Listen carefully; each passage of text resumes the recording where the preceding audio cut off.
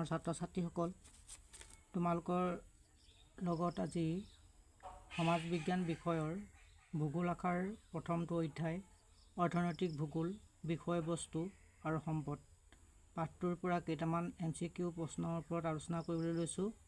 তোমালোকে প্ৰথমৰ পৰা শেষলৈকে ভালদৰে মন দি যাবা। এতিয়া চোৱা, প্ৰশ্নখনত আমাৰ উল্লেখ আছে তলত দিয়া প্ৰশ্নবোৰৰ শুদ্ধ উত্তৰ বাছি লোৱা। কুৱেশ্যন নম্বৰ 1 দিছে তলৰ কোনটো প্ৰাথমিক বৃত্তি নহয়। আমাৰ অপশ্যনত এ দিয়া আছে কৃষি কাৰ্য, বি দিয়া আছে বেংক বা অন্য বিত্তীয় অনুষ্ঠান, চিত উল্লেখ আছে মাছ ধৰা আৰু ডিত উল্লেখ আছে বনজ সম্পদৰ আহৰণ। এতিয়া আমাৰ ইয়াৰ পৰা কোনটো অপশ্যন শুদ্ধ হ'ব বাছি ল'ব লাগে।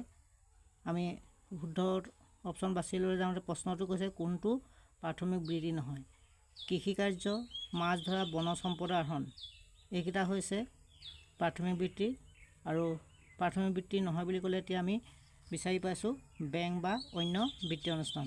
গতিকে বিটো শুদ্ধ উত্তৰ। মই ৰাইট চিন দি দিছোঁ।